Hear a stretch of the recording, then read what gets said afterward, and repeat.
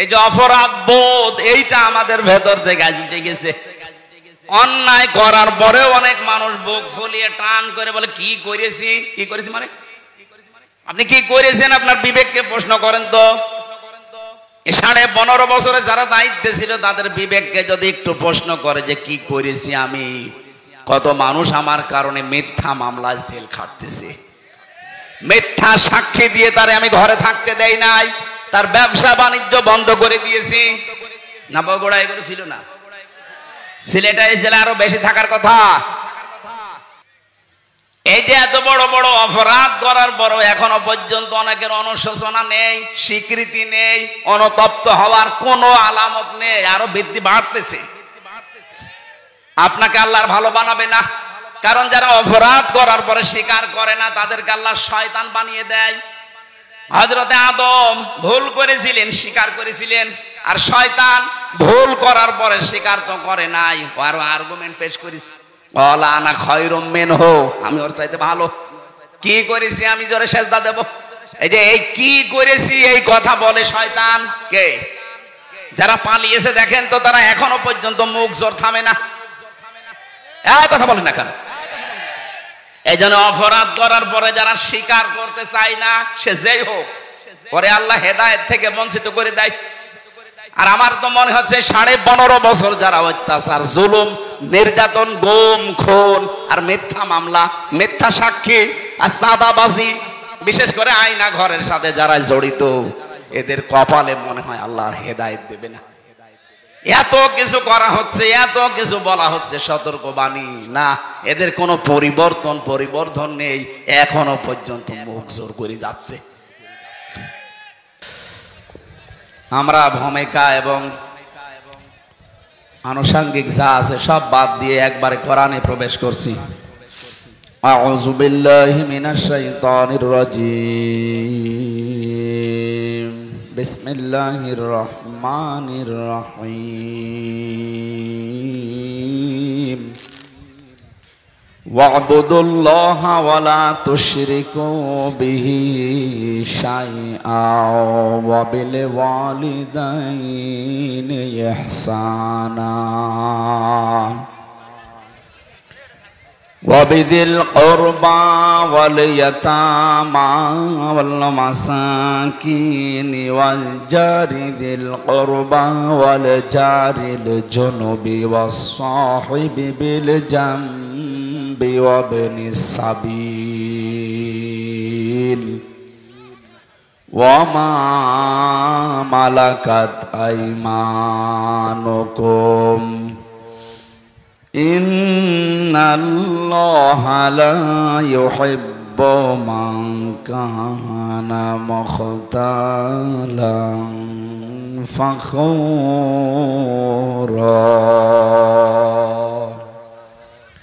সাদাকতা ইয়া রাব্বানা।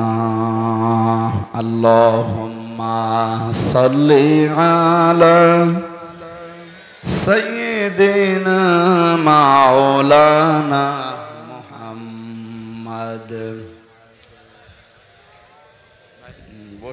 সব বসে পড়ে।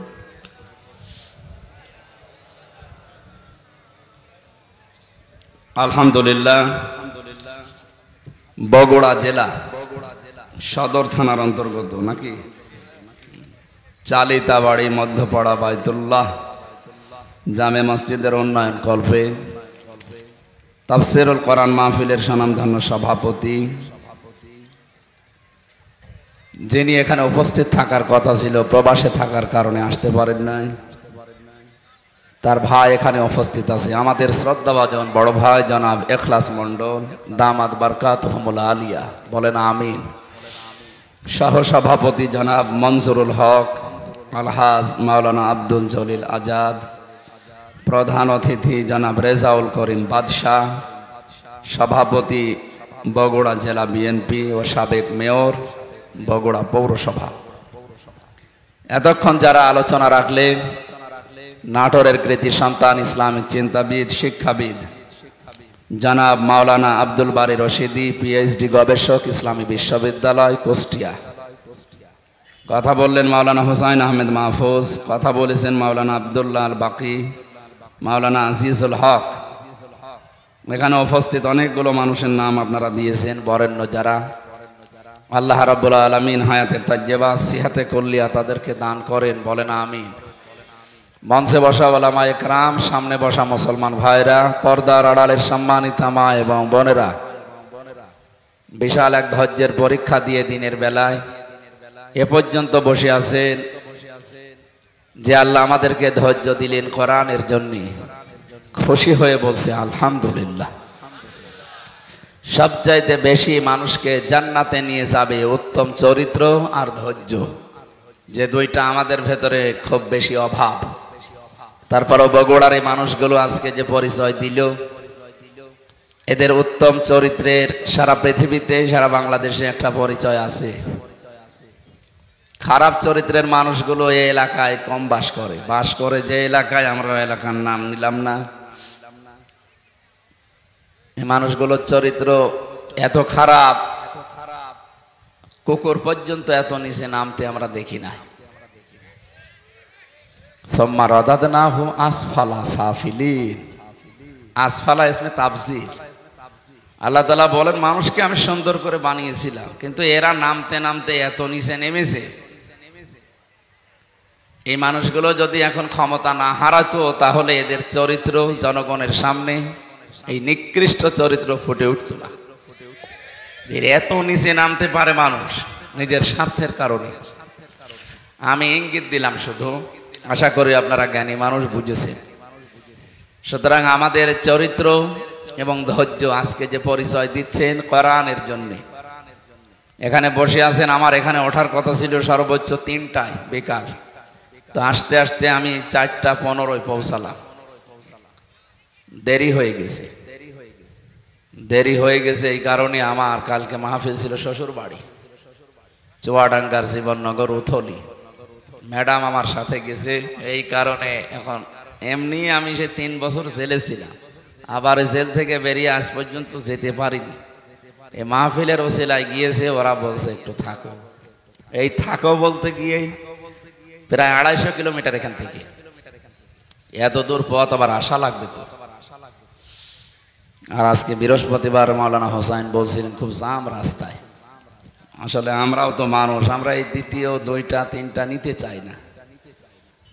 ডাক্তার আমার জানিয়েছে আপনি আলোচনা কম করেন, আপনার যে জেলের যে খাবার ওরা খাওয়িয়েছে, এই কন্ডিশন আপনার শরীর ভালো না। সর্বোচ্চ রাত 10টার পরে আপনি আর জেগে থাকবেন না, তাহলে ওই রোগ আবার বেড়ে যাবে। আর দিনে রাতে এইভাবে প্রোগ্রাম করার দরকার নেই। অন্তত সপ্তাহে 2-3টা করেন আর 2-3 দিন বাড়ি থাকে। 2-3 দিন বাড়ি থাকা দূরের কথা, ম্যাডামের কাছে যেতে হলো হিসাব করে যাওয়া লাগছে।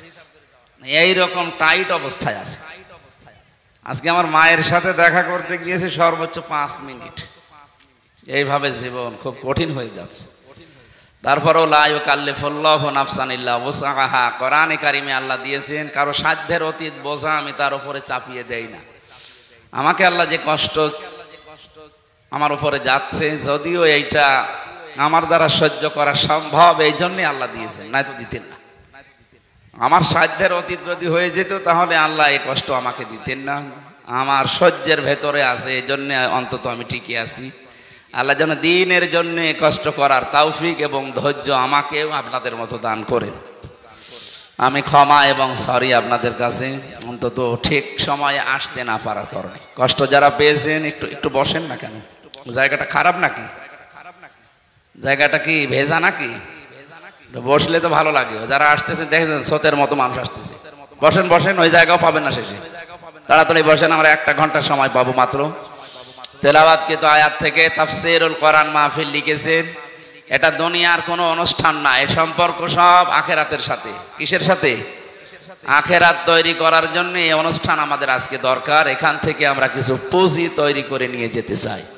আল কাজ্জিসু মান দানা নাফসাহু ওয়া আমিলা লিমা বাদাল মাউতি ওয়াল আজিজু মান আতবা নাফসাহু হাওয়াহা ওয়া তামান্না আলাল্লাহ। তিরমিজি শরীফের হাদিস।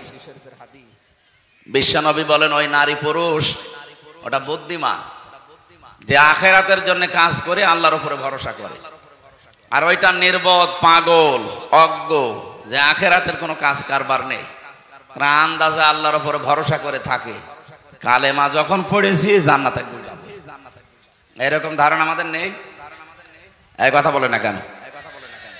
হযরতে আবু হুরায়রা এই কথাটা শোনার পরে নবীজিকে বললেন, হে নবী, আপনি যে বললেন মান ক্বালা লা ইলাহা ইল্লাল্লাহ দাখালাল জান্নাহ, যে ব্যক্তি লা ইলাহা ইল্লাল্লাহ বলবে সে জান্নাতে চলে যাবে, আমি এই কথা মানুষকে জানাবো।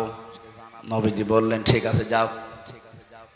উনি এক দৌড়ে যাকে রাস্তায় পায় তাকেই বলে, দেখো এই মাত্র শুনে আসলাম বিশ্ব নবী জানিয়েছেন মান ক্বালা লা ইলাহা ইল্লাল্লাহ দাখালাল জান্নাহ, যে ব্যক্তি লা ইলাহা ইল্লাল্লাহ পড়বে সে জান্নাতে চলে যাবে। না গিয়েছে? না না, দাখালা এটা মাজি অতীতের শব্দ, এটা পাস্ট। তার মানে নবীর এই কথা অনুযায়ী আমরা বিশ্বাস করতে পারলাম যে ব্যক্তি লা ইলাহা ইল্লাল্লাহ একবার জীবনে বলবে সে জান্নাতে যাবে না, চলে গেছে। কি করেছে বলেন বলেন? এটা ক্লাস চলছে, কিন্তু আপনি জীবনে যদি স্কুল কলেজ মাদ্রাসায় নাও যেয়ে থাকেন, এটা আপনার জীবনের প্রথম মনে করেন ক্লাস চলছে। ছাত্র ওই যে 1 2 তে যারা পড়ে দেখেছেন কেরম জবাব দেয়, ওইরকম করে জবাব দেবে যদি বুঝে থাকে, না বুঝলে চুপ করে থাকে। জান্নাতে চলে গেছে না জান্নাতে যাবে? গেছে। প্রশ্ন হচ্ছে এখনো তো আমরা মারা যাইনি, জান্নাতে গেলাম কি করে? নবীর এই কথাটা একটু ভুল আছে নাকি? হ্যাঁ, আল্লাহর কথায় যেমন ভুল নেই সন্দেহ নেই, নবীজির কথায়ও ভুল নেই সন্দেহ নেই। কারণ নবীজি নিজের মতো করে কথা বলতেন না, আল্লাহ বলাতেন তাই বলতেন। সুতরাং তো নিজে বললেন যে দাখালাল জান্নাহ, কালেমা পড়লে সে জান্নাতে চলে গেছে, এর অর্থটা কি? হঠাৎ পথের ভেতর হযরতে ওমরের সাথে দেখা, জিজ্ঞাসা করলেন এ কথা কে বলেছে, কোথায় পেলে? আচ্ছা নবীজি বলেছে, দিয়েছে এক চড়। যেই বলেছে নবীজি একটা আষাঢ় দিয়েছে। আপনি আমারে বলেন কেন?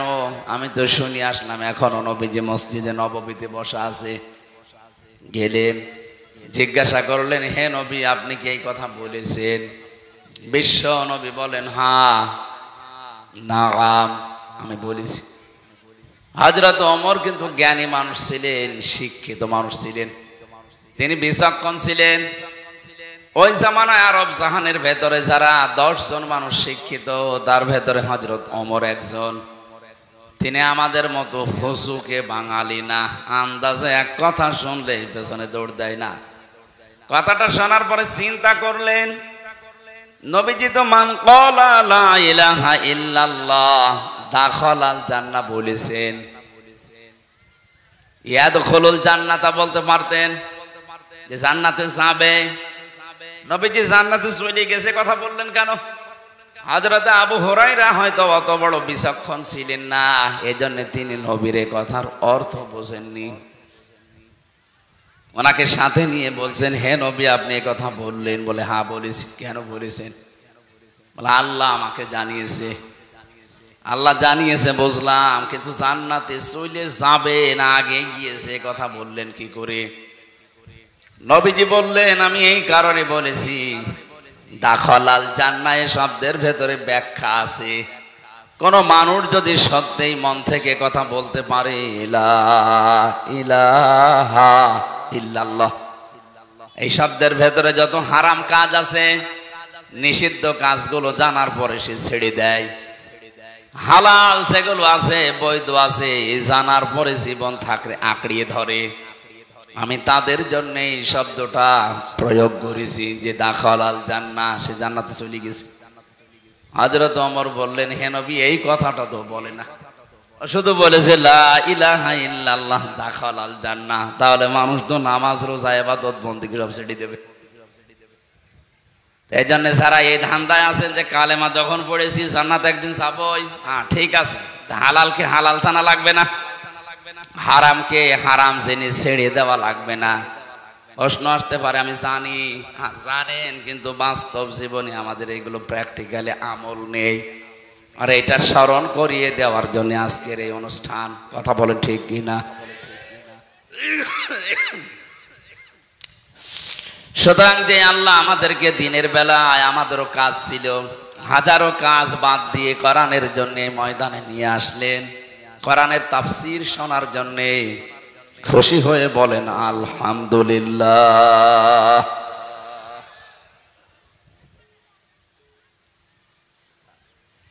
ঠিক আছে,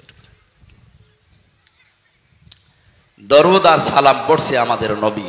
কারণ কোন অনুষ্ঠান যদি আল্লাহর আরশে পৌঁছাতে হয়, এ পৃথিবীতে কোনো বাবার নামে পীর সাহেবের গুণগান করে আপনি পৌঁছাতে পারবেন না।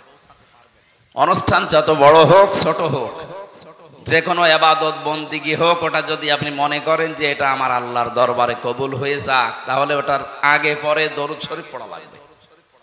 কি পড়া লাগবে? আমরা যেটা একটু আগে পড়লাম না একবার, তাহলে বিশ্বাস করতে পারি এই অনুষ্ঠান যত ছোট হোক, মানুষ যেই কয়জন হোক, এটা আল্লাহর দরবারে ইবাদত হিসাবে কবুল হয়ে গেছে। প্রশ্ন হচ্ছে যে কথাগুলো বললাম আমি দরুদে, ওইগুলো আমার প্র্যাকটিক্যাল জীবনে থাকা লাগে। কথা বলে না কেন? আমি বলি এক মুখ দিয়ে, অথচ আমার প্র্যাকটিক্যাল লাইফে এগুলো সেট করা নেই। আমি আন্দাজে এ মুখের চামড়ার মুখ হবে না, এর সাথে আরো দুইটা সম্পৃক্ত আছে। আপনার অন্তর দিয়ে বলা লাগবে এবং বাস্তব জীবনে এটা দেখানো লাগবে। তাহলে কি বললেন আপনি একটু মিলান তো। আপনি কি মন থেকে দরুদ শরীফ পড়েছেন তো? বলেন না কেন? হাদিস হচ্ছে পৃথিবীর যে কোনো প্রান্ত থেকে যদি নবীর কোনো উম্মত একবার দরুদ শরীফ পড়ে, ফেরেশতারা ওইটা নিয়ে নবীর রওজার কাছে শোনায়। নবীজি বলেন আমি শোনার পরে উত্তর দেই, আর তার জন্য আমি মাগফিরাতের দোয়া করি। সুবহানাল্লাহি ওয়া বিহামদিহি।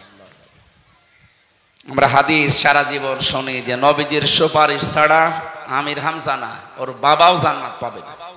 পাবে? আপনি নিজের ইবাদত বন্দেগী একেবারে আকাশ পরিমাণ করলেও জান্নাত যেতে পারবেন না বিশ্ব নবী যদি আমাদের জন্য সুপারিশ না করে। সেই হিসাবে আমার বর্ণনা যে কথাগুলো বললাম, দেখেন তো আমরা সুপারিশ পাবো কিনা। এক নম্বরে বলেছিলাম আল্লাহুম্মা, হে আল্লাহ, সল্লি আলা, তুমি রহমত নাজিল করো। এখানে সল্লুন শব্দের অর্থ চারটা। সল্লত মানে রহমত নাজিল করা, সল্লত মানে দরুদ শরীফ পড়া, সল্লত মানে নামাজ পড়া, সল্লুন মানে মাগফিরাত কামনা করা। আমার আল্লাহর কাছে চারটার যেইটা যার সাথে মিলবে তার সাথে লাগাবেন। এখন যদি সল্লুন শব্দের বাংলা অর্থ আপনি এখানে ধরেন যে মাগফিরাত কামনা করা, সৃষ্টি জগতে আমরা যারা অপরাধ করি তারা মাগফিরাত কামনা করলে মানায়। কথা বলেন না কেন? তো বিশ্ব নবীর জন্য মাগফিরাত কামনার দরকার নেই, কারণ তার আগে পরের সব অপরাধ আল্লাহ মাফ করে দিয়েছেন। মা তাকদ্দামা মিন জামবি, তার আগে পরে কোনো অপরাধ নেই, সব আল্লাহ নিজ গুণে ক্ষমা করে দিয়েছেন। তাহলে দ্বিতীয় অর্থ হচ্ছে সল্লুন মানে নামাজ পড়া। এখানে তো আমরা নামাজ পড়লাম না, এই যে কিছুক্ষণ আগে পড়লাম ওই নামাজ না। এই দরুদের ভেতরে কোনো নামাজ পড়েছি? বলেন বলেন, এইটাও না। যার জন্য যেটা মেলে তাকে সেই জায়গায় লাগাবে। 3 নম্বরে রহমত নাজিল করা, এটা মিলছে। আমরা তো আল্লাহকে বলতেই পারি হে আল্লাহ তুমি রহমত নাজিল করো। সল্লি আলা, আলা মানে উপরে, মুহাম্মদ, মুহাম্মদের উপরে। আপনি যখন মনে মনে এই কথা বলেন যে আল্লাহুম্মা সল্লি আলা, হে আল্লাহ তুমি রহমত নাজিল করো, আল্লাহ যদি বলে কার উপরে, আপনি নিজেই যেন জবাব দিচ্ছেন আলা মুহাম্মদ। কার উপরে? এই কথা বোঝা লাগবে। আপনি শুধু খেলা করার জন্য আসেন নাই, এত কষ্ট স্বীকার করে টাকা পয়সা খরচ করে সময় ব্যয় করে আপনি বসে আছেন, একেবারে চাতক পাখির মতো শুনতেছেন, বোঝার জন্য শোনেন। আপনি কিন্তু বলেন না যে আলা মুহাম্মদ, প্রথমে বলেছিলেন আল্লাহুম্মা সল্লি আলা, হে আল্লাহ তুমি রহমত নাজিল করো। আল্লাহ জানো হঠাৎই প্রশ্ন করছে বান্দা কার উপরে? আপনি কি বলেছেন আলা মুজিব, মুজিবের উপরে? কথা বলেন না কেন? আপনি বলেছেন আলালা জিয়া, জিয়ার উপরে পৃথিবীর কারো নামে আপনি বলেছেন। কি বলেছিলেন? আলা মোহাম্মদ, মোহাম্মদের উপরে তুমি রহমত নাজিল করো। আল্লাহ যেন আবার আপনাকে প্রশ্ন করছেন, নারী হন আর পুরুষ হন, যে মোহাম্মদটাকে আমি একা না, সবাই মিলে এক বাক্যে জবাব দিয়েছি, সাজ্জিদিনা, মোহাম্মদ আমাদের নেতা। আমি কি আমার নেতা বলেছি? বলেন বলেন। তাহলে সাজ্জিদ তো বলতাম যে আমার নেতা। সাজ্জিদিনা এক আলিফ টান দিলেন, জামা মোতাকাল্লিম, আমরা সবাই মিলে বললাম আল্লাহ সাজ্জিদিনা, মোহাম্মদ যেমন তেমন মানুষ না, উনি আমাদের সকলের নেতা। দরুদের ভেতরে আপনি আমাদের নেতা বলে স্বীকার করে নিলেন। এখান থেকে পরিবারে, সমাজে, রাষ্ট্রে গিয়ে আর মুহাম্মদ রাসূলুল্লাহর নেতৃত্ব মানতে চান না। আপনি এইরকম দরুদ যদি কিয়ামত পর্যন্ত পড়েন, আল্লাহর রহমতে মাহফিল কবুল হওয়া দূরের কথা, আর নিচে নামতে থাকবে। আমার কথার অর্থ বুঝেছেন? তাহলে সেটা পড়ছেন, এটা আমাদের বাস্তব জীবনে নিয়ে যাওয়া লাগবে না? সাজ্জিদিনা পড়লে আপনার জীবনের একমাত্র আদর্শ নেতা হবে মুহাম্মদ সাল্লাল্লাহু আলাইহি ওয়াসাল্লাম। আমি আশা করছি নরম ভাষায় কথা যাই বলেছি আপনি বুঝেছেন। যদি না বোঝার ভান করে থাকে, হামজা না হামজার বাপ আসলেও আপনি ওয়াজে কিচ্ছু হবে না। সুতরাং যারা দরুদ পড়লেন, এটা এখন থেকে সাজ্জিদিনা আমার নেতা না, আমাদের নেতা। কার নেতা? আমাদের নেতা মুহাম্মদুর রাসূলুল্লাহ। এতটুকু শেষ করেন। আপনি আরেকটু বাড়িয়ে বলেছেন সাজ্জিদিনা মাওলানা। মাওলানা মানে আমির হামজা। কি মাওলানা মানে? অভিভাবক, পথ প্রদর্শক, গাইডলাইন দাতা, যিনি আমাদেরকে এই পৃথিবীতে জান্নাতের পথ দেখিয়েছেন, তিনি আমাদের আদর্শ অভিভাবক। এই জায়গায় শব্দগুলো বাংলাদেশ, ভারত, পাকিস্তানের মানুষেরা বেশি ভুল করে। আপনি দরুদের ভেতরে পড়ছেন মাওলানা, সে তো আমার না, আমাদের সকলের অভিভাবক, পথ প্রদর্শক, গাইডলাইন দাতা। অথচ এখান থেকে দরুদ পড়ে বাইরে গেলে নবীজির পথ মতো আর চলতে চান না। তখন নিজে একটা পথ বের করে নেন। আপনি নবীজির 63 বছরের পুরা জীবন পড়ে দেখেন তো, আপনি যে জিকির করেন, এই জিকির নবীজি জীবনে এইভাবে করেছে কিনা। আপনি যে বললেন মাওলানা, তিনি আমার গাইডলাইন দাতা, যেভাবে গাইডলাইন দেয় আমি ওইভাবে ফলো করি। তো আপনার জিকির তো নবীজির ফলো অনুযায়ী হচ্ছে না। সুতরাং আজকে থেকে সিদ্ধান্ত নিয়ে যাবেন, আমি যাই করি না কেন, যদি আমি টয়লেটেও বসি, আমি মাওলানা এ ঘোষণা দিয়ে এসেছি বগুড়ার মাটিতে যে আমি গাইডলাইন পাবো, নবীজি যেইভাবে টয়লেটে গিয়েছে আমি ওইভাবে যাব। এই কথা বুঝতেছেন? আমার মনে হয় ফ্যানটা একটু ঘুরিয়ে দিন, এদিকে আমার সমস্যা হচ্ছে। কেন এখান থেকে একটু টান দেওয়া যাচ্ছে না? একটু ঘুরিয়ে দিলে তো হয়। না না, ওইদিকে থাক, ওইদিকে থাক, যারা আছে তাদের লাগবে। ঠিক আছে, বসুন বসুন। আমার মনে হয় এখানে শিক্ষিত মানুষ আছে, এরা যা শুনছে যেভাবে, যদি মানতে পারে মাহফিল সাকসেস। আর যদি এখানে সব রেখে চলে যায়, তো আমার বেকার খালি বকবক করা হবে। একটু খেয়াল করে বিবেকটা কাজে লাগাবেন। আজকে আপনি টয়লেটে গেলেন, মুহাম্মদুর রাসূলুল্লাহ যেভাবে গিয়েছে ওইভাবে ডান পা দিয়ে প্রবেশ করলেন, হবে?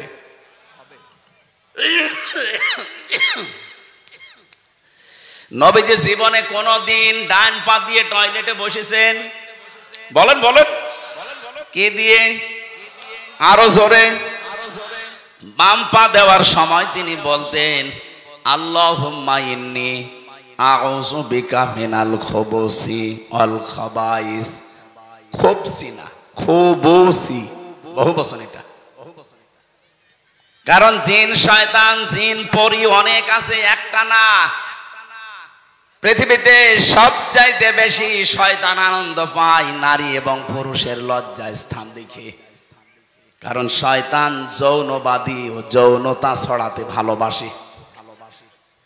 আমরা যেহেতু সব জায়গায় পোশাক আশাক পরে থাকি, টয়লেটের সময়টা লজ্জাস্থান উলঙ্গ করা লাগে, উন্মুক্ত করা লাগে, এই জন্যেও ওখানে বসে থাকে।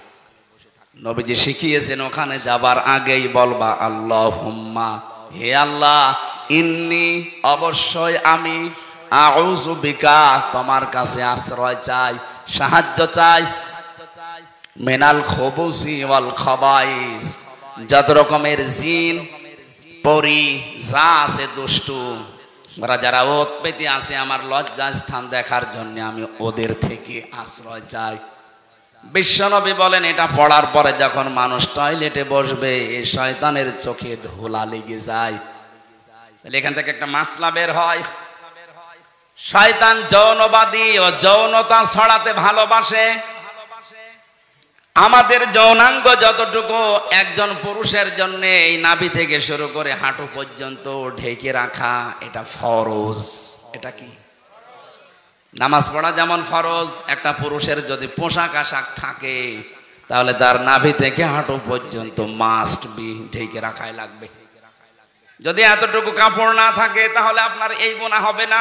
কাপড়ই নেই, আপনি মাপ, কাপড় থাকলে মাস্ট বি এতটুকু ঢাকাই লাগবে। একজন পুরুষ মানুষ যদি নাভি থেকে হাঁটু পর্যন্ত ঢেকেও নামাজ আদায় করে তার নামাজ হয়ে যাবে। কিন্তু একজন মহিলা যদি নাভি থেকে হাঁটু পর্যন্ত ঢেকে নামাজে দাঁড়ায়, ওর নামাজ হবে না, না হবে না। কারণ ওর ফরজটা আর একটু বেশি। ওর মাথার চুল যদি সেজদায় দিতে গিয়ে, রুকু দিতে গিয়ে দেখা যায় ওর নামাজ ভেঙে যাবে। এই জন্য মেয়েদের শাড়ি পরে আমার মনে হয় নামাজ শুদ্ধ হয় না। মেয়েরা যারা শাড়ি পরে নামাজ পড়েন এটা বাদ দেবেন, আপনি সালোয়ার কামিজ বানাবেন। আমার মনে হয় সালোয়ার কামিজে খরচও কম হবে, ফরজ পর্দা আদায় হবে, নামাজও সুন্নত অনুযায়ী হবে। আমরা স্বামী যারা আছি তারাও বেশি যাব। ৩,০০০-৫,০০০ টাকা দিয়ে শাড়ি না কিনে ওই 450-500 টাকা দিয়ে সালোয়ার কামিজ বানানো হয়ে যায়। মেয়ে লোক তো ঝামেলা, ও ছাতা মানতে চাই না। সম্মানিত মা বোনেরা,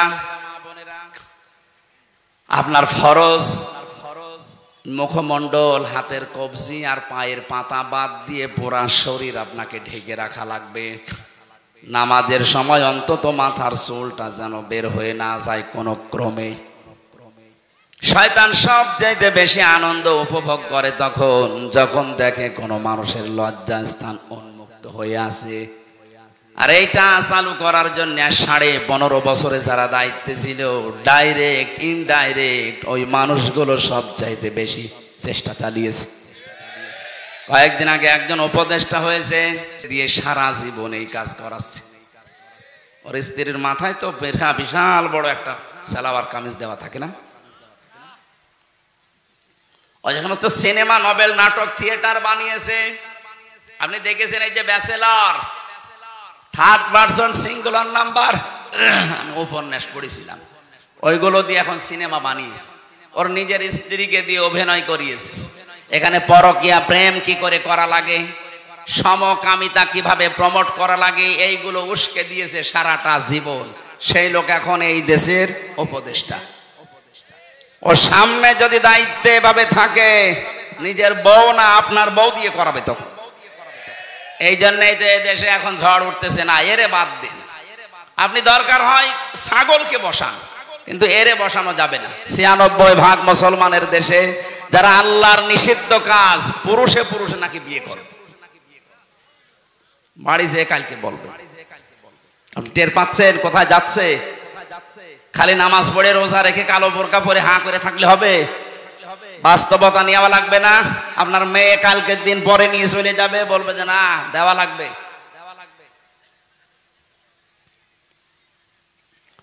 যেটা বোঝানোর জন্য বলছিলাম, বিশ্বনবী বলেন যখন আপনি দোয়া পড়ে বসলেন, 8 মিনিট 10 মিনিট আপনি কাজ করলেন, বের হওয়ার সময় বলবেন গফরানাক, বাম পা দিয়ে বের হবেন। বলেন বলেন, প্রতিটি কথা থেকে শিক্ষা নেওয়া লাগবে যে আমি কি করি আর আসলে কি করা দরকার। ছোট কাজ না এটা, এইটাও নবীজি গাইডলাইন দিয়েছেন যে ডান পা দিয়ে এবার বের হবা, বাম পা দিয়ে বের হওয়া যাবে না। পৃথিবীর নিকৃষ্ট জায়গার ভেতরে যেহেতু একটা পায়খানা, কথা বলেন না কেন, যেন ওখানে যতক্ষণ থাকবেন বাম পা দিয়ে থাকবেন, বের হওয়ার সময় আপনাকে যেহেতু দুনিয়া আরেকটু ভালো জায়গায় যাচ্ছেন, ডান পা দিয়ে বের হওয়ার সময় মুখ বন্ধ করে থাকবেন না। প্রথমেই বলা লাগবে গফরানাক, হে আল্লাহ আমি মাফ চাই। কেন? কারণ 8-10 মিনিট আমি তোমার কাছে ক্ষমা চাইতে পারিনি, আমি একটা কাজে ছিলাম, দয়া করে আমাকে তুমি মাফ করে দাও। আলহামদুলিল্লাহিল্লাযী আযহাবা আন্নিল আযা ওয়া আফানি, প্রশংসা তো তোমার জন্য, কারণ তুমি আমার পেট থেকে গান্ধা এবং অপবিত্র কষ্টদায়ক জিনিসগুলো বের করে দিতে। যদি তুমি না দিতে, এটা বের করার জন্য আমার আবার অপারেশন করা লাগবে। যাদের পাইলস হয়, অর্শ হয়, ফিস্টুলা হয়, আপনি দেখেছেন বাস্তবতা তার কারেন্টকে বলে 10 মিনিট 8 মিনিট না, ঘন্টার পরে ঘন্টা লোকটা বসে আছে ওই রকম জায়গায়। আল্লাহ যদি সত্যি আপনাকে গান্ধা জিনিস বের করে না দিতেন, ওটা কেটে বের করে লাগার জন্য অপারেশন করা লাগবে। হাদিস পড়েছি, কোন মানুষ যদি সত্যি এই দোয়াটা পড়ার সময়, বের হওয়ার সময় আমল করতে পারে, এরকম কঠিন রোগ থেকে আল্লাহ তারে আস্তে আস্তে বাঁচিয়ে দেয়। জীবনে দোয়া অনেকে আছে পড়েই, আমার বোঝানোর বিষয় ছিল যে দোয়াটা পড়ে আসলেন, গেলেন, 8-10 মিনিট সময় কাটালেন, পড়াটা নবীজির গাইডলাইন মতো হয়েছে, এই জন্য পড়াটাই ইবাদত। কথা বলেন না কেন? এটা যে ইবাদত মানেন তো? আপনি মনে করছেন আমি 10 মিনিট টয়লেটে থাকলাম, এটা আবার ইবাদত হয় কি করে? হ্যাঁ, কারণ এই তরিকাটা রাসূলুল্লাহর। এই তরিকা যদি আপনি আব্রাহাম লিঙ্কনের মতো করেন, আপনি যদি জো বাইডেনের মতো যান আর বের হন, ডোনাল্ড ট্রাম্পের মতো যান আর বের হন, ওইটা তখন আর ইবাদত হবে না। ওটা কিয়ামতের দিন আপনাকে আল্লাহ হাজির করবে ওই ট্রাম্পের সাথে, কারণ আপনার গাইডলাইন দাতা, আপনার আদর্শ, আপনার অভিভাবক হয়ে দাঁড়িয়েছে পথ প্রদর্শক ট্রাম্প। কথা বলেন না কেন? তাহলে আমাদের বাস্তবতা শুধু মাওলানা পড়লে হবে? আমি তো একটা বললাম জিকিরেরটা।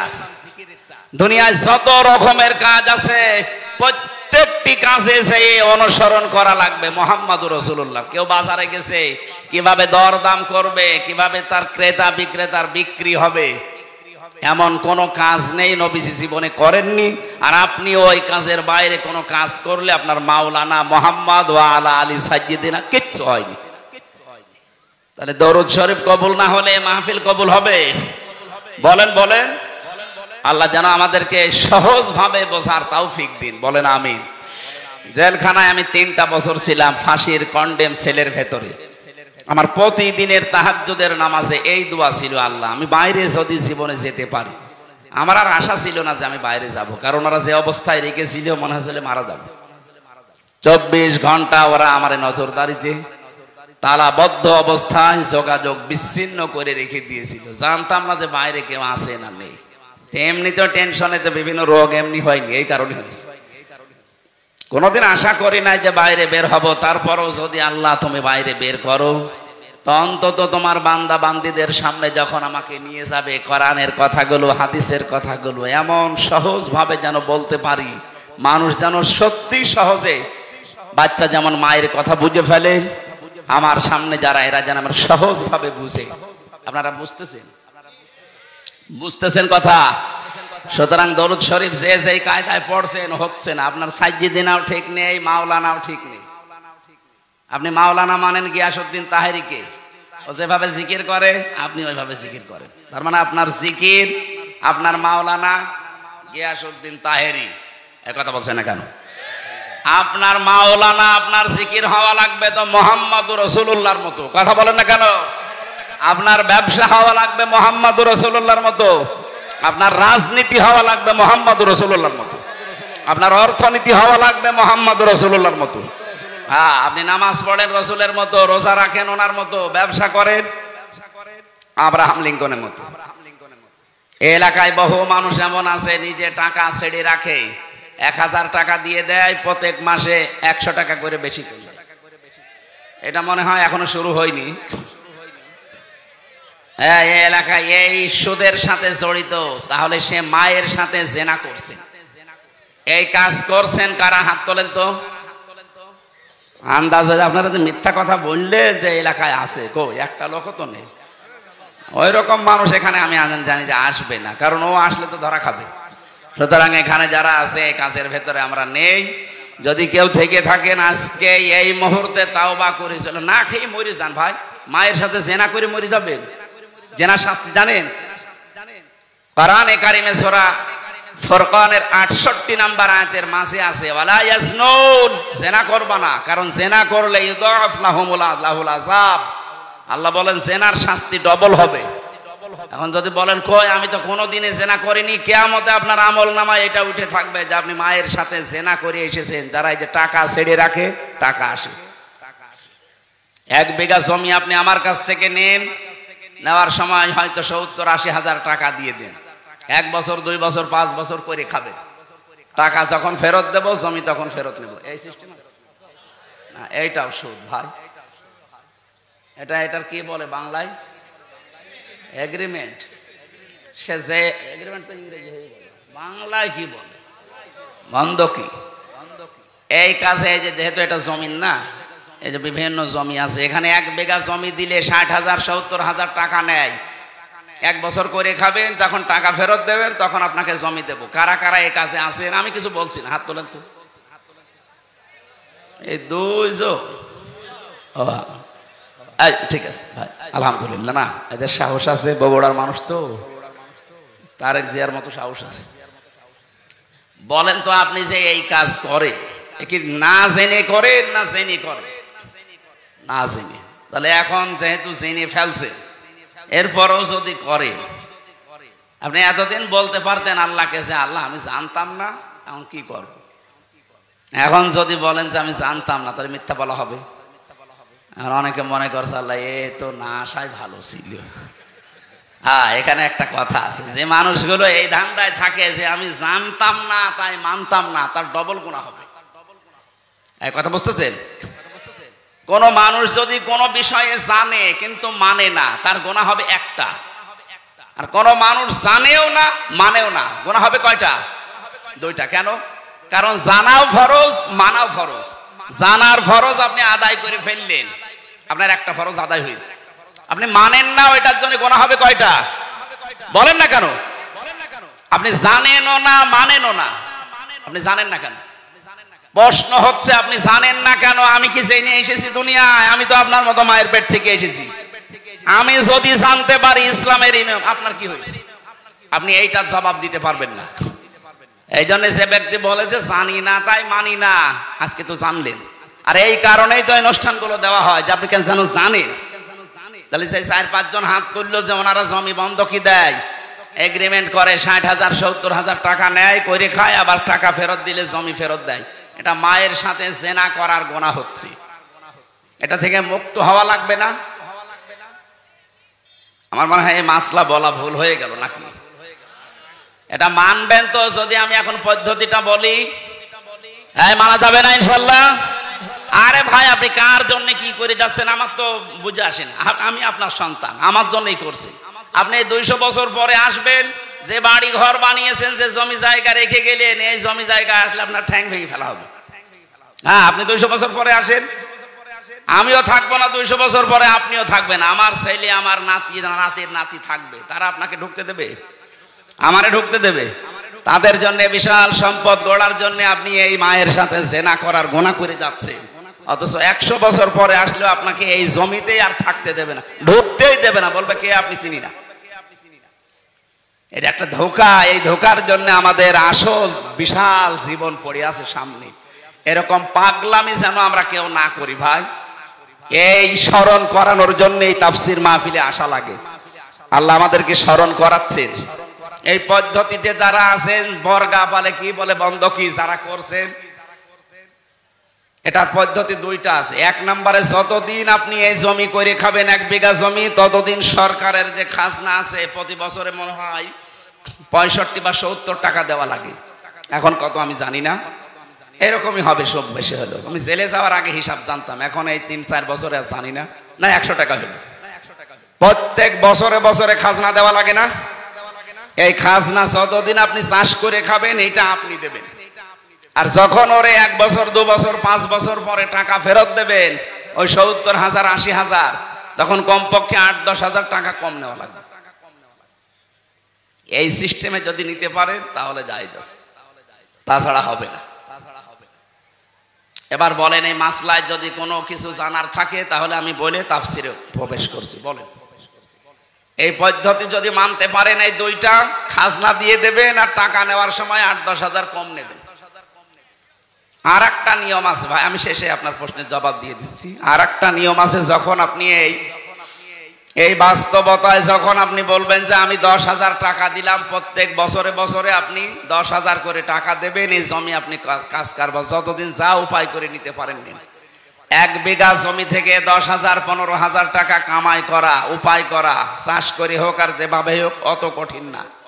সুতরাং ইনসাফ যেন দুইজনেরই থাকে, সেই হিসাবে নেওয়া জায়েজ আছে। আমার কুষ্টিয়া মেহেরপুর চুয়াডাঙ্গাতে 1 বিঘা জমিতে সর্বোচ্চ 8,000 10,000 টাকা 1 বছরে দিয়ে দেয়, এইটা জায়েজ আছে।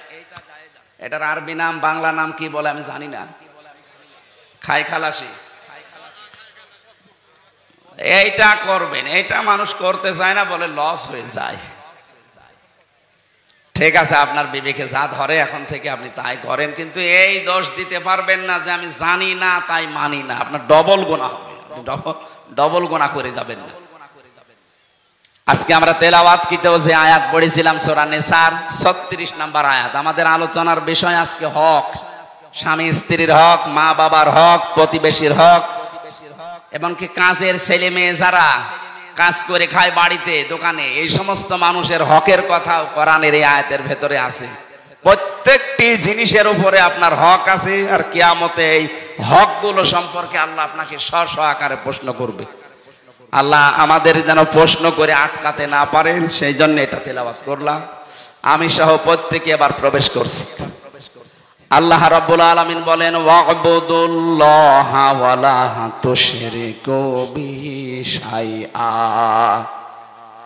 হে পৃথিবীর মানুষেরা, তোমরা আল্লাহর ইবাদত করো, আমি আল্লাহর সাথে কাউকে শরীক করবা না। প্রশ্ন আসতে পারে, ইবাদত তো করি, কি করেন আপনি?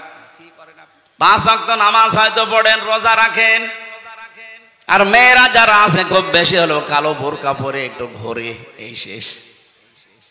ইবাদত এতটুকু শব্দ না, এটা ব্যাপক অর্থবোধক একটা শব্দ। কোন মানুষ যদি মানুষের সাথে কথা বলে, এইটাও ইবাদত। আকুলু লিন্নাসি হুসনা, কেউ যদি মানুষের সাথে একটা ভালো কথা হাসি মুখে বলে, নবীজি বলেন এইটার দ্বারা তার একটা সাদগা দেওয়ার সওয়াব হয়। কত মানুষ আছে কথা বলতে চায় না, গোমরা মুখ, চুপ করে থাকে, কথাবার্তারা এমনকি দুনিয়ার কোন স্বার্থের কারণে কথা বন্ধ পর্যন্ত করে দেয়। মুরগিতে ধান খেয়েছে, এতটুকু একটা অপরাধ, এই নিয়েও মাসের পরে মাস ঝগড়া, কথা বলে না, এমন মানুষ নেই দুনিয়ায়। আপনি যদি মারা যান, এই অবস্থায় 3 দিন পার হয়ে যায়, দুনিয়ার কোন স্বার্থ নিয়ে কারোর সাথে গন্ডগোল, মারামারি, ঝগড়া ঝাঁটি, মরে গেলেন 3 দিন পর, আপনি বেঈমান হয়ে মরবেন, ঈমান নসিব হবে না। আমি তো জানি 3 দিন না, 3 বছর না, 30 বছর কথা বলে না ঠুনকো একটা বিষয় নিয়ে, এই কথা বলছে না কেন? আর এগুলোর সব চাইতে পেছনে কলকাঠি নাড়াচ্ছে শয়তান, আর শয়তান মেয়েদেরকে দিয়ে এটা খেলায়, কারণ মেয়েরা শয়তানের জাল। ওরা যখন বেপরদায় চলে, শয়তান বলে ওদেরকে আমি জাল হিসাবে ব্যবহার করি। আর দেখবেন এই সমস্ত মহিলারা এগুলো তাল পাল লাগায়। যে এলাকাতে দেখবেন এই যে তালাতালি করা, এর কথা ওর কাছে লাগানো, মানুষের সম্পর্ক নষ্ট করে দেওয়া একটা গুনার কাজ। এটা যখন বেশি চালু হয়ে যায় কোন এলাকার ভেতরে, ওই এলাকার মানুষ ভালো হয়ে গেলেও তাদের দোয়া কবুল বন্ধ হয়ে যায়। মুসা আলাইহিস সালামের জামানায় একবার বৃষ্টি বন্ধ হয়ে গিয়েছিল বহুদিন। তিনি তার উম্মতদেরকে নিয়ে এরকম একটা ময়দানে দোয়া করলেন, 2 রাকাত নামাজ আদায় করে, রব্বুল আলামিন বৃষ্টি বন্ধ হয়ে গেছে, এগুলো নাই আমার উম্মত, আমার তো কষ্ট লাগে, কিন্তু এদের তো আমি বানাইনি, তুমি বানিয়েছো, তুমি তো মালিক, তোমার কষ্ট লাগে না? বৃষ্টি দাও। তিনবার মোনাজাত করলেন, আল্লাহ বলেন হাত ফেরাও, বৃষ্টি হবে না। মুসা নবী তো নাছড় বান্দা, তিনি আল্লাহর সাথে কথা বলতেন, ডাক দিয়ে বলে মাবুদ না, দেওয়াই লাগবে। কেন দেবে না, ওই কারণটা বলো। আল্লাহ তাআলা বলেন বৃষ্টি দিতে পারি, তুমি যাদেরকে নিয়ে দোয়া করছিলে এর ভেতরে একজন নামিমা তালাতালি করা মানুষ আছে। ওই লোকটা যতক্ষণ এই মোনাজাতে হাজির থাকবে তোমার দোয়া নবী হলেও কবুল হবে না। হযরতে মুসা নবী বললেন আল্লাহ তুমি শুধু ওর নাম বলো, দেখো ওর কি করি। আল্লাহ বলছে না, আমি নিজেই নাম ধরে কথা বলতে নিষেধ করি মানুষকে, আর এখন আমি নাম ধরে দিলে তুমি ওরে মারামারি করবা, অপমান করবা, আমি এটা হতে দেব না। মুসা নবী বলে আল্লাহ তাহলে আমি টের পাবো কি করে? আল্লাহ পাক বলেন তুমি এই মাসলাটা শুধু ওদের সামনে বলো, ওদের ভেতর থেকে যদি কেউ তাওবা করে নেয় তাহলে আমি আল্লাহ আমি ভেবে চিন্তে দেখবো। উনি উম্মতদের সামনে বয়ান দিলেন, এখানে আমি নবী একা না, সব নবী যদি এখানে এসে দোয়া করে দোয়া কবুল হবে না, কারণ এর ভেতরে একজন নামিমা তালাতালি করা মানুষ আছে। এই মানুষটা যতক্ষণ বের হয়ে না যাবে, তাওবা না করবে, ততক্ষণ পর্যন্ত এখানে বৃষ্টি নামবে না। আসলে সবাইকে আমি তাওবা করাই, তাহলে ওই লোকটাও তাওবা করবে। হযরতে মুসা তাওবা পড়লেন। তাওবা মানে এই যে আস্তাগফিরুল্লাহ রাব্বি মিন কুল্লি, এটা তো একটা বাক্য। তাওবা মানে অপরাধের স্বীকৃতি দেওয়া। মনে মনে বলেন আর সামনে প্রকাশ্যে বলেন, ওপেন বলেন, আপনাকে বলা লাগবে যে আমি অপরাধী। এই যে অপরাধ বোধ, এইটা আমাদের ভেতর থেকে উঠে গেছে। অন্যায় করার পরেও অনেক মানুষ বুক ফুলিয়ে টান করে বলে কি করেছি, কি করেছি মানে আপনি কি করেছেন? আপনার বিবেককে প্রশ্ন করেন তো। 15.5 বছরে যারা দায়িত্বে ছিল তাদের বিবেককে যদি একটু প্রশ্ন করে যে কি করেছি আমি। কত মানুষ আমার কারণে মিথ্যা মামলায় জেল খাটতেছে, মিথ্যা সাক্ষী দিয়ে তারে আমি ঘরে থাকতে দেই নাই, তার ব্যবসা বাণিজ্য বন্ধ করে দিয়েছি। না বগুড়া এগুলো ছিল না, সিলেটে এই জেলা আরো বেশি থাকার কথা। কত মানুষ এই দেশে গুম হয়ে গেল, খুন হয়ে গেল আয়না ঘরে। আমি 14 বছর পর্যন্ত মানুষ দেখেছি এত বড় বড় নখ হয়ে গেছে, চুল দাড়ি গোপ মনে হচ্ছে যে জঙ্গল থেকে বেরিয়ে আসতেছে। এত বড় বড় নখ দিয়ে এই দেওয়ালের সাথে খুশিয়ে খুশিয়ে লিখে রাখতো মোবাইল নাম্বার দিয়ে যে ভাই আমি আজ 14 বছর হয়ে গেল, যদি এই নাম্বারটা বাইরে কেউ দিতে পারেন বলবেন যে আমি বেশি আছি। কি করেছে আপনি টের পান না? আমি 10 দিন আয়না ঘরে ছিলাম, আমি টের পেয়েছি যে কি করেছেন আপনি। ওখানে আমি 5 বছর 8 বছর 10 বছর 14 বছর একাধারে মানুষ পড়ে আছে, তাদের সাথে আমার দেখা হয়েছে। আর আপনি এখনো বলেন যে আমি কি করেছি। ওখানে যদি আপনার 14 বছর না 14 দিন রাখা যায়, আপনি এমনি হার্ট অ্যাটাক করে মরে যাবেন। এই যে এত বড় বড় অপরাধ করার পরও এখনো পর্যন্ত অনেকের অনুশোচনা নেই, স্বীকৃতি নেই, অনুতপ্ত হওয়ার কোনো আলামত নেই, আরো বৃদ্ধি বাড়তেছে। আপনাকে আল্লাহর ভালো বানাবে না, কারণ যারা অপরাধ করার পরে স্বীকার করে না তাদেরকে আল্লাহ শয়তান বানিয়ে দেয়। হযরতে আদম ভুল করেছিলেন, স্বীকার করেছিলেন, আর শয়তান ভুল করার পরে স্বীকার তো করে নাই, আরো আর্গুমেন্ট পেশ করেছে, ওয়ালা আনা খায়রুম মিনহু, আমি ওর চাইতে ভালো। কি করেছি আমি জোরে সেজদা দেব? এই যে এই কি করেছি এই কথা বলে শয়তান কে? যারা পালিয়েছে দেখেন তো, তারা এখনো পর্যন্ত মুখ জোর থামে না, কথা বলে না কেন? এই জন্য অপরাধ করার পরে যারা স্বীকার করতে চায় না, সে যেই হোক, পরে আল্লাহ হেদায়েত থেকে বঞ্চিত করে দেয়। আর আমার তো মনে হচ্ছে 15.5 বছর যারা অত্যাচার, জুলুম, নির্যাতন, গুম, খুন আর মিথ্যা মামলা, মিথ্যা সাক্ষী আর চাঁদাবাজি, বিশেষ করে আয়না ঘরের সাথে যারা জড়িত, এদের কপালে মনে হয় আল্লাহর হেদায়েত দেবে না। এত কিছু করা হচ্ছে, এত কিছু বলা হচ্ছে, সতর্কবাণী না, এদের কোনো পরিবর্তন নেই, এখনো পর্যন্ত মুখ জোর করে যাচ্ছে। তা আল্লাহ আপনাকে যে পথ দেখাবে, কিছু থাকা লাগবে না, কি দেখে দেবে আপনাকে পথ? সব তো ফেরাউনের মতো কালো বানিয়ে ফেলেছে। এক কথা বলছেন এখন, মানুষের সাথে যদি হাসি মুখে কথা বলা ইবাদত হয়, আর আপনি সে দায়িত্ব পালন করতো, আমার এই আয়না ঘরে আমি দেখেছি এই মানুষগুলো বাইরে এসে এরা সংসার করতো কি করে। ওরা তো মানুষই আমার মতো। 24 ঘন্টা একটা মানুষকে যে পায়ের ভেতরে হাত দিয়ে, সামনে রডের ব্যারিকেড দেওয়া, হাত দিয়ে ওরা টাইট করে বেঁধে দিত হ্যান্ডকাপ দিয়ে। আপনি বলেন তো 2-5 মিনিট 10 মিনিট পরে খুলে দিলে হয়? বছরের পর বছর এইভাবে আটকিয়ে রাখে একটা মানুষ। আপনি মানুষ, আর আপনি বলেন আমি কি করেছি? শয়তান পর্যন্ত ওই দৃশ্য দেখে আমার মনে হয় কাঁদবে, কিন্তু এই জালেমদের চোখে কাঁদা তো দূরের কথা, আরো উল্টা পাল্টা কথা, আরো হাসি তামাশা করতো। এই মানুষগুলো বাইরে এসে এরা এদের স্ত্রীদের কাছে থাকতো কি করে, এরা সংসার করতো কি করে? আমরা নাই ভেতরে মাটির নিচে থেকে আপনাদের সাথে তো তারা বেড়াতো। এই মানুষগুলো তো যে কোনো মানুষের এলাকার মানুষ, এরা এই বাংলাদেশের 64 জেলার এই দায়িত্বে প্রাপ্ত মানুষগুলো, এরা এই বিভিন্ন জেলার মানুষ না? এরা ছুটি নিয়ে অন্তত মাসে 2-5 দিন বাড়ি আসতো না? কিভাবে থাকতো আপনার সাথে? আমার তো বিশ্বাস হয় না, হয় গমের বড়ি খাইতো, নাই লাল পানি খাইতো, তাছাড়া ওর ঘুম আসা সম্ভব না। এই জন্য তাওবা মুসা নবী যখন করেছিলেন, তখন প্রথমে সবাই অনুতপ্ত হয়েছে, অনুশোচনা হয়েছে, ঘোষণা দিয়েছে যে হ্যাঁ আমরা অপরাধী। 2 নম্বরে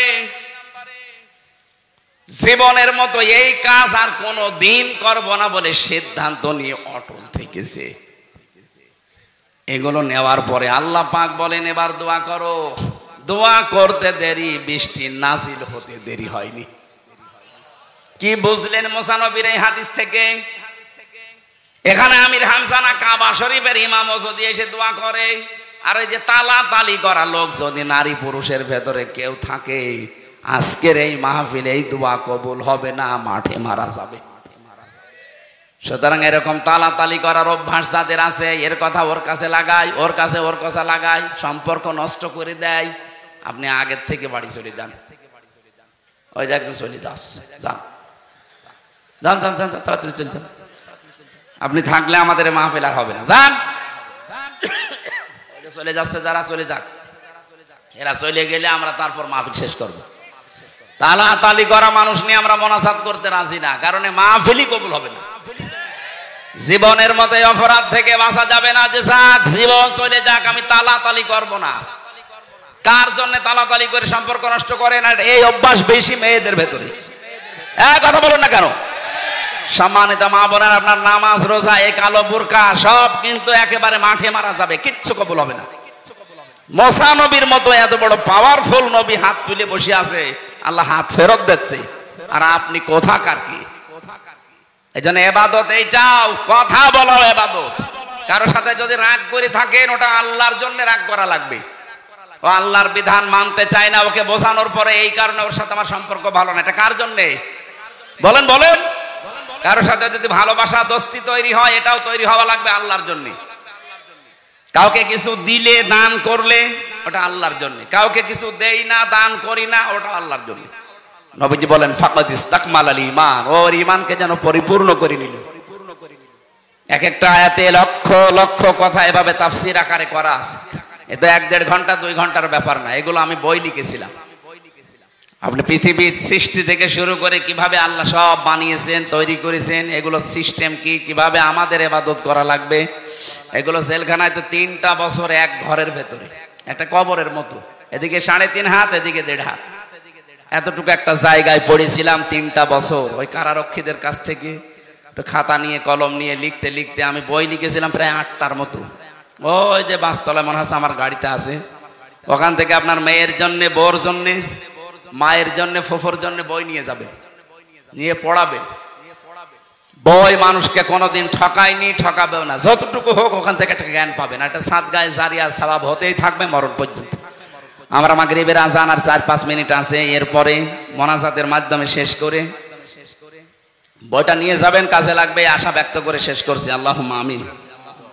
লা হাওলা ওয়ালা কুওয়াতা ইল্লা বিল্লাহিল আলিয়্যিল আযীম।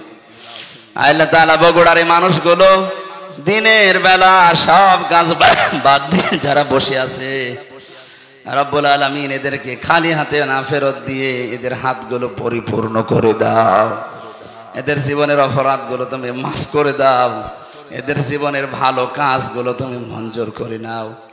এরা যে ধৈর্যের পরিচয় আজকে তোমার জন্য দিয়েছে, এত কষ্ট করে সেই সকাল 10টা থেকে বসে আছে, অনেকে দুপুরের খাবার পর্যন্ত খেতে পারেনি। আল্লাহ এই মানুষগুলোকে উসমানের মতো বানিয়ে দাও। সম্মানিত সভাপতি, তোমার বান্দা ইখলাস, তাকে ইখলাস দিয়ে পরিপূর্ণ করে দাও। যিনি আসার কথা ছিল মালয়েশিয়া আছে, আসতে পারে নাই, তাকেও তুমি মঞ্জুর করো আল্লাহ। এই মাহফিলে যত আলোচক কথা বলেছে এদের কবুল করো। যাদের মাধ্যমে এলাকায় আসি, বিশেষ করে আমার আল ইমরান ভাই, এলাকার সন্তান, আল্লাহ তুমি তাকে যে দায়িত্ব দিয়েছিলে সততার সাথে পালন করার তৌফিক দিয়েছো। সামনে মেহেরবানি করে তার জীবনটা উজ্জ্বল।